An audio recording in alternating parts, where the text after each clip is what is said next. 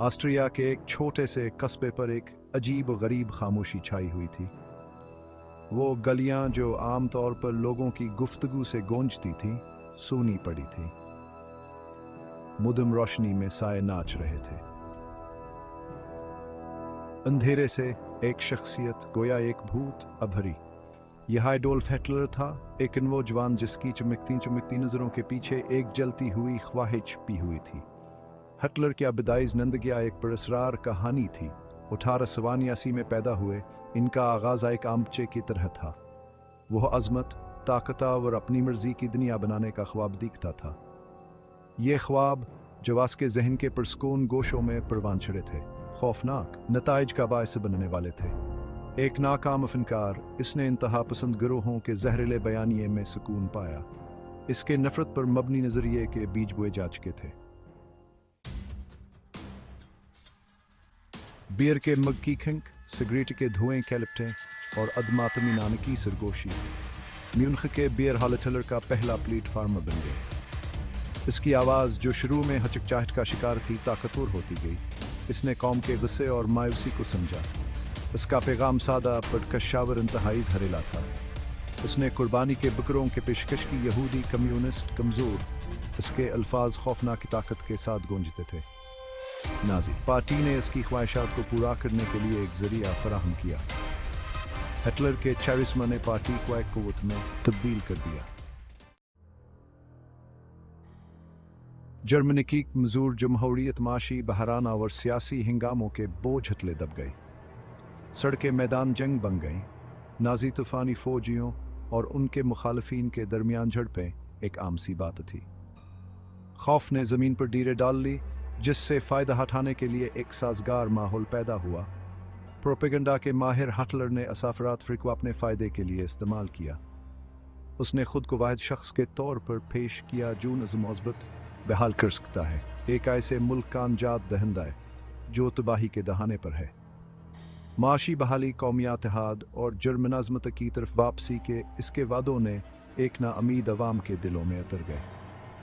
धमकी, हेराफेरिया और चालाकी से सियासी चालों के इम्तजाज के जरिए नाजियों ने इक़्तिदार पर अपनी गिरफ्त मजबूत कर ली। 1933 का काबिल अख्तियार कानून, जिसे एक खौफजदा पार्लियामेंट ने मंजूर किया था, ने हिटलर को मौसर तरीके से आमराना कंट्रोल सौंप दिया। बीमार जमहूरियत के साथ जर्मनी का नाज़ुक जरबा खंडरत में तब्दील हो गया। सेक्शन 4, एक कौम खौफजदा दुनिया किनारे पर। स्वास्तिका, जो कभी कदीम रूहानियत की इलामत थी, दहशतगर्दी की इलामत बन गई। ये सरकारी इमारतों पर लहराया जाता था, हमेशा मौजूदगी स्टापो की वर्दियों को सजाता था और आम जर्मनों की जिंदगियों पर एक लंबा सा डालता था। खौफ कंट्रोल का बुनियादी जरिया बन गया। जो लोग बोलने की हम तक करते थे, सहाफ़ी, सियासतदान, दानशूर को खामोश कर दिया गया। हरासती कैंप, आने वाली हौलनाकियों के वो खौफनाक पेशखीमा जर्मन ज़मीन की ज़ीन को दागदार करने लगे। दुनिया ने तशवीश आवर अदमीकीन के मिले जले एहसास के साथ देखा। इस बात का यकीन नहीं था कि तारीकी सबड़ती हुए एलहर का जवाब की से दिया जाए। हिटलर, जो कभी गुमनाम ऑस्ट्रीन था, जर्मनी का बलाशर्त गैर मालिक बन गया था।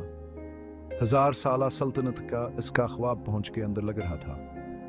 इसने अपने दुश्मनों को कचल दिया था, इख्तिलाफ फराए को खामोश कर दिया था और जर्मनी वाम में फरमान बरदारी का एक खौफनाक एहसास पैदा कर दिया था।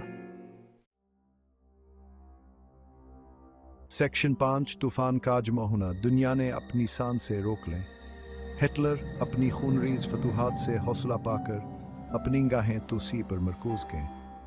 इसने वर्साई के माहदे की तरफ से आयद करदा पाबंदियों को मानने से इनकार करते हुए जर्मनी की फ़ौज को दोबारा तामीर किया।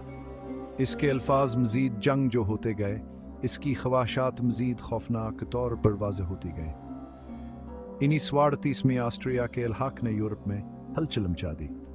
दुनिया ने खौफ से देखा क्योंकि हिटलर ने अपने आबाई वतन को फैलती हुई तीसरी सल्तनत में आसानी से जज्ब कर लिया। जंग के ढोल तेजी से बजते गए। इनकी मिनहस्ताल तबाही के दहाने पर मौजूद बराज़म में गूंजती रही। दुनिया एक तारिकावर गैर यकीनी बाब में दाखिल हो रही थी। ऑस्ट्रेंगलियों के साय से इक़्तिदार की बुलंदियों तक एडोल्फ हिटलर का आरोजा एक सख्तान तबाह था। नफरत, امنگوں اور دنیا کی خاموشی سے بھرپور آس کے عروج کے نتائج آنے والی نسلوں تک محسوس کیے جائیں گے۔